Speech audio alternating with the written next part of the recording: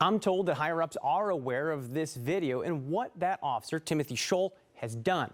But the officers who smuggled this video out tell the Fox 13 investigative team that those higher-ups don't care. I can only imagine how scared she was. It's the video you were never meant to see. A female soldier inside the Joint Base Lewis-McChord alcohol processing room. Scholl, it would appear, is striking her or forcing her head up against the wall, basically assaulting her. Did it surprise you at all to see that no one else reacted in that video? They all kind of just stood there. That's the lack of knowledge and training on the soldiers. This officer can't show his face out of fear of retaliation. Tens of thousands of people work behind the gates and barbed wire of JBLM daily. It's a world seldom seen by the public. Now, a group of whistleblowers are risking their careers to expose what they call a broken police system. Those officers telling Fox 13 Timothy Scholl is just one example of the system's failings. The fact that nobody has done anything and has allowed him to continue to do wrong, it's not justice. It's not why I took this job. But there are questions over whether Scholl should have ever been in that room.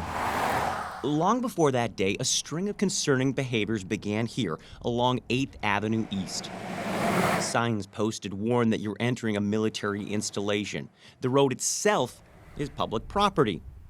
But in late 2020, Scholl didn't seem to understand that, leading him to follow a civilian down that road, eventually illegally detaining her. As a supervisor would later write, his actions were unlawful and stepped outside the scope of his authority, adding that Scholl, quote, lacked the fundamental training and understanding of basic police concepts and safe practices to be successful in his current position.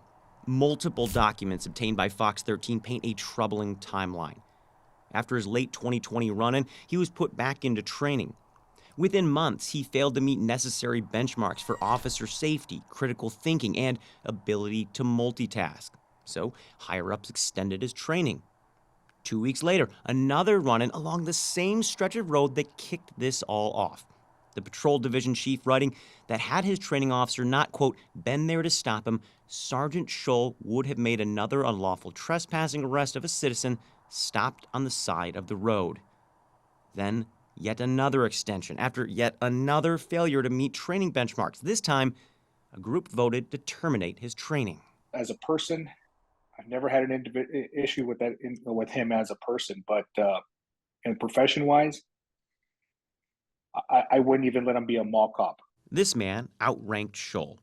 Over Zoom, he tells me that Scholl's role as a civilian officer was to teach MPs or his less experienced military counterparts that fill out the department. He is the person in charge there.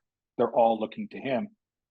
And again, his actions show that he has no idea of what he's doing and the harm that he's causing. I just wonder how it felt to see that. Traumatic. Like, it honestly felt like PTSD because it brought back memories. Fox 13 was able to track down the woman in this video. She was shocked to learn it even existed. Now out of the military, she didn't want to show her face, but agreed to tell her story, saying she was numb in that moment. Being a soldier had been her dream. Training at JBLM should have been a career high. Instead, she admitted that things had already soured, that throughout training, she had to normalize how she was treated. There were other military police officers basically just watching and not saying anything,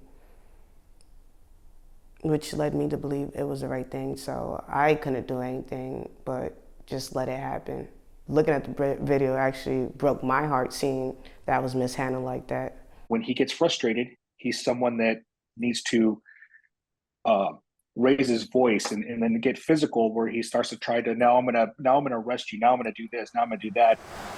Recently, Scholl left JBLM, not due to this incident though.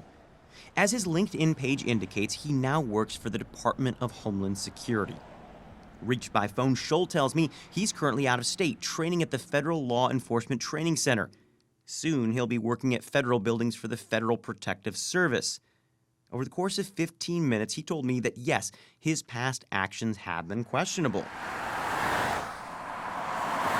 But then doubled down that the illegal arrest he made wasn't illegal, instead calling it a gray area, despite his own signed review where he stated that he, quote, made a bad apprehension and subsequently violated the woman's civil rights.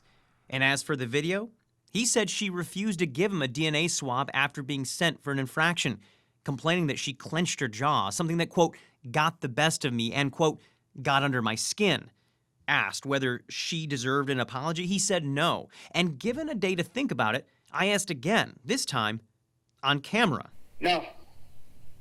Again, everything needs to go through the JBLM PAO. It's the good old boy system. That's all there is to say about it.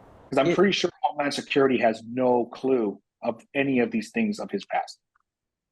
None. Those who've worked the job say that Scholl, seen here, is a danger and that he shouldn't be around civilians with a weapon. As for the woman in the video, I just pray that he doesn't do it to somebody else, that I feel like a system that I should be protected by didn't protect me.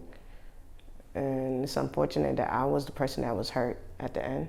The soldier says she doesn't want anyone to just avoid the military. It simply didn't work out for her.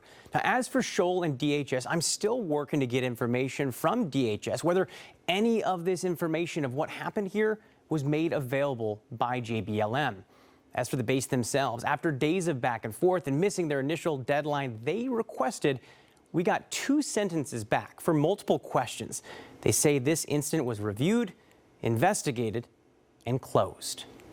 Matthew Smith, Fox 13 News.